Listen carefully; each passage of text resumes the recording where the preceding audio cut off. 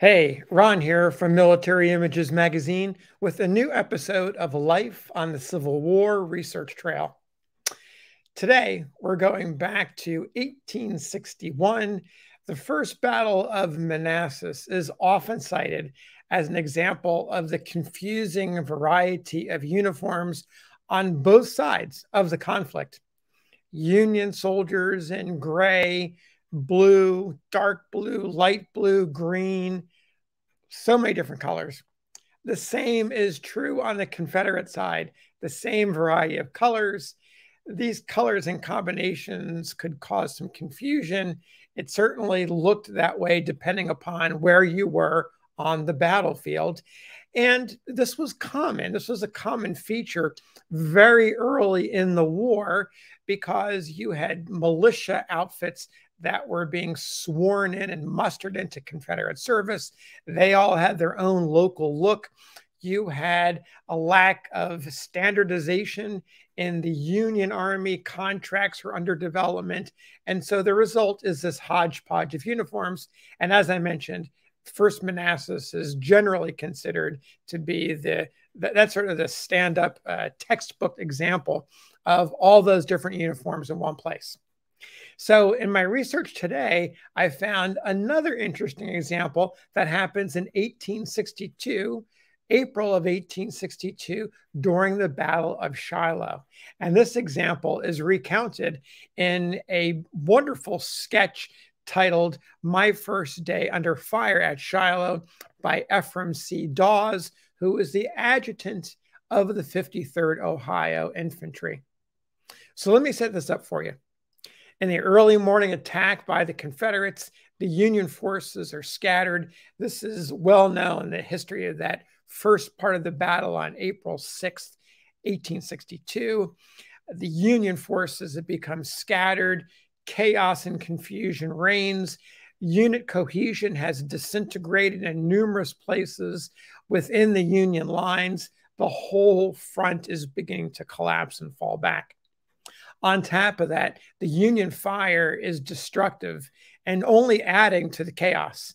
In fact, Adjutant Dawes has an interesting line here. His quote is, "Bullets came from too many points of the compass," adds to the confusion, the withdrawal, the collapse of Union forces. At some point, Adjutant Dawes has become separated from his regiment, and he's doing his best to pitch in and stem the rebel tide. So here's where we pick up with his account. Quote, "As the line began to waver, one of our men called to me, 'See that cannon?' There was a brass gun stuck between two small trees, apparently abandoned by all but one man who sat on the wheel horse crying. I took 7 of our men who were near me, and I called to Colonel Rice, who took a dozen or more of his men. In a moment, we broke down the saplings and released the gun. Looking for the regiment we had left, we saw no one at all. We hurried to join the nearest troops and fell in with the 70th Ohio Regiment, which we now saw for the first time, commanded by Colonel Joseph R. Cockrell. I have no idea where we were, and I think no one else had. All around was a roar of musketry. Immediately about us was the silence, literally of death, for the ground was strewn with the slain of both armies. Colonel Cockrell, again, this is Joseph Cockrell of the 70th, rode at the head of his regiment in a perfectly cool, matter-of-fact way, as if it was his custom to pass through such scenes every Sunday morning. He marched the regiment along the road. His official report says by the right flank. My recollection is by the left, several hundred yards, where I saw the sergeant major of the 77th Ohio Regiment in the brush nearby. I called to him, 'Where is the 77th?' 'I don't know,' he replied. 'I was captured this morning and just escaped.' 'Come with us,' I said. 'No,' he answered. 'I am going with this regiment,' pointing to the right.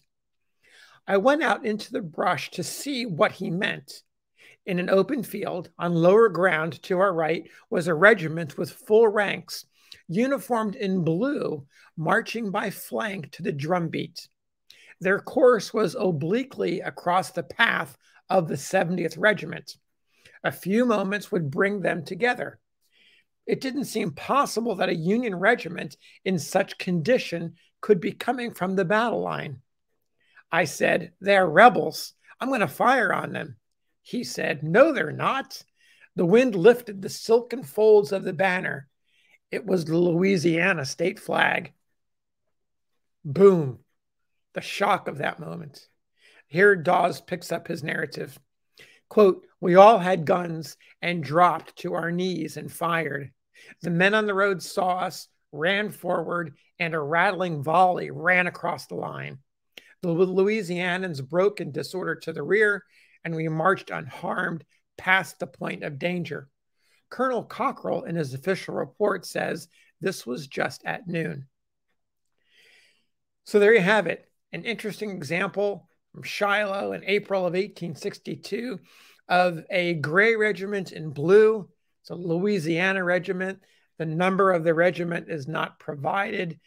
I don't think Dawes or anyone else maybe ever really knew who it was, but maybe someone out there who has studied the Battle of Shiloh can tell us more about this Louisiana regiment. So that's it for this episode. We'll see you again on the trail.